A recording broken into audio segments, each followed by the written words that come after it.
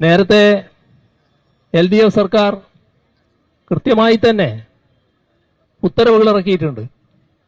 ഈ കാലയളവിൽ കൊടുക്കാൻ കഴിയാത്ത തുക അടുത്ത ഘട്ടത്തിൽ കൊടുക്കുന്നതിന്, സ്പിൽ ഓവർ നിർവഹിക്കുന്നതിന് ഒരു തടസ്സവുമില്ല എന്ന ഉത്തരവ് തന്നെയുണ്ട്. എല്ലാ കാലത്തും അത്തരത്തിൽ കാര്യങ്ങൾ നിർവഹിക്കുന്ന നിലപാടാണ് സ്വീകരിച്ചു വന്നിട്ടുള്ളത്. എന്നാൽ കഴിഞ്ഞ തെരഞ്ഞെടുപ്പിൽ LDF പരാജയപ്പെടുകയും UDF അധികാരത്തിൽ വരികയും ചെയ്തപ്പോൾ സാധാരണ നിലക്ക് സ്വീകരിക്കേണ്ട ഈ സമ്പ്രദായം UDF സർക്കാർ ഉപേക്ഷിക്കുന്ന കാഴ്ചയാണ് കണ്ടത്. അവര് ആ പണം നൽകാത്ത അവസ്ഥയുണ്ടായി. ഒരു ന്യായീകരണവും അതിനില്ല.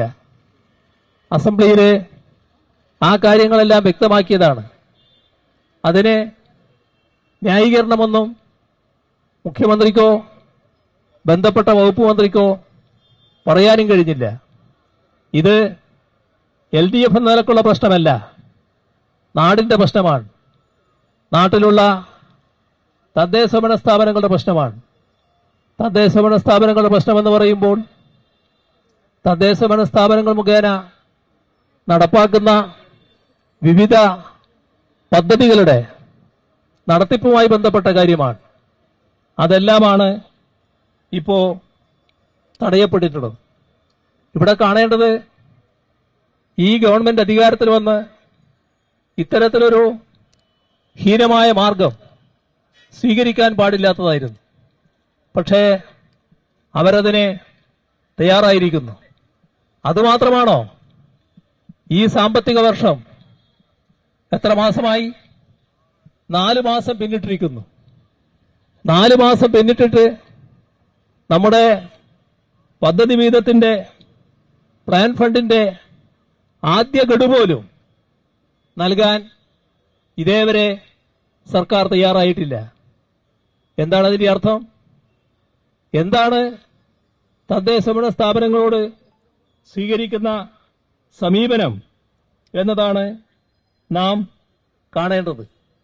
തീർത്തും നിഷേധാത്മകമായ സമീപനം, തദ്ദേശഭരണ സ്ഥാപനങ്ങളെ ശ്വാസം മുട്ടിക്കുന്ന സമീപനം. സർക്കാരിന് അറിയാത്തതല്ല, തദ്ദേശഭരണ സ്ഥാപനങ്ങൾക്ക് ഫണ്ട് നൽകിയില്ലെങ്കിൽ അവർ നടപ്പാക്കേണ്ട പദ്ധതികൾ നടപ്പാക്കാനാവില്ല എന്നത്. ബോധപൂർവം തദ്ദേശഭരണ സ്ഥാപനങ്ങളുടെ പ്രവർത്തനത്തിന് കൂച്ചുവിലങ്ങണ ഇടാനുള്ള നടപടികളാണ് സ്വീകരിക്കുന്നത്. ഇവിടെ കാണേണ്ട ഒരു കാര്യം, നമ്മുടെ തദ്ദേശഭരണ സ്ഥാപനങ്ങൾ പദ്ധതികൾക്ക് രൂപം നൽകിയാൽ പദ്ധതികൾ അപ്ലോഡ് ചെയ്യുന്ന സോഫ്റ്റ്വെയർ ഉണ്ട്. ആ സോഫ്റ്റ്വെയർ സർക്കാരിന്റെ നിയന്ത്രണത്തിലാണ്. അത് തുറന്നു കൊടുത്താൽ മാത്രമേ അത് അപ്ലോഡ് ചെയ്യാൻ സാധിക്കുകയുള്ളൂ. പക്ഷേ ഇപ്പോ ആ സോഫ്റ്റ്വെയർ ശരിയായ രീതിയിൽ തുറന്നു കൊടുക്കുന്നില്ല. എന്താ പ്രശ്നം? ഈ മാസം 31, ഇനി അധികം ദിവസമില്ലല്ലോ, നാളെ കൊണ്ടായല്ലോ. ഈ 31-നുള്ളിൽ പദ്ധതികൾ സമർപ്പിച്ചാൽ മാത്രമേ ജില്ലാ ആസൂത്രണ സമിതിയുടെ അംഗീകാരം ലഭിക്കുകയുള്ളൂ എന്ന് ഉത്തരവ് സർക്കാർ തന്നെ ഇറക്കിയിട്ടുണ്ട്. ഒരു ഭാഗത്താ ഉത്തരവ്. ആ ഉത്തരവ് നടപ്പാക്കാൻ തദ്ദേശഭരണ സ്ഥാപനങ്ങൾ തയ്യാറാകുമ്പോൾ അതിന്റെ ഭാഗമായി ആ സോഫ്റ്റ്വെയർ പ്രവർത്തനക്ഷമമാക്കേണ്ടതിന് പകരം ആ സോഫ്റ്റ്വെയർ വലിയ തോതിൽ നിയന്ത്രിതാവസ്ഥയിലാക്കിയിരിക്കുന്നു. അതുകൊണ്ട് തദ്ദേശഭരണ സ്ഥാപനങ്ങൾക്ക് അവ അപ്ലോഡ് ചെയ്യാനാവുന്നില്ല. എന്ന് പറഞ്ഞാൽ തദ്ദേശഭരണ സ്ഥാപനങ്ങളുടെ അവകാശം അവിടെയും നിഷേധിക്കുകയാണ് എന്നതാണ് നാം കാണേണ്ടത്. ഇവിടെ LDF സർക്കാർ 2016-ൽ അവതരിപ്പിച്ച ബജറ്റിൽ നമ്മുടെ സംസ്ഥാനത്ത് പ്ലാൻ ഇനത്തിൽ വകയിരുത്തിയിരുന്നത് 10,189 കോടി രൂപയാണ്. പക്ഷേ പുതുക്കിയ ബജറ്റിൽ 8655 കോടിയായി UDF അത് വെട്ടിക്കുറച്ചു. എന്ന് പറഞ്ഞാൽ 1533 കോടി രൂപയുടെ പ്ലാൻ വിഹിതം തദ്ദേശ സ്ഥാപനങ്ങൾക്ക് നഷ്ടമായി എന്നർത്ഥം.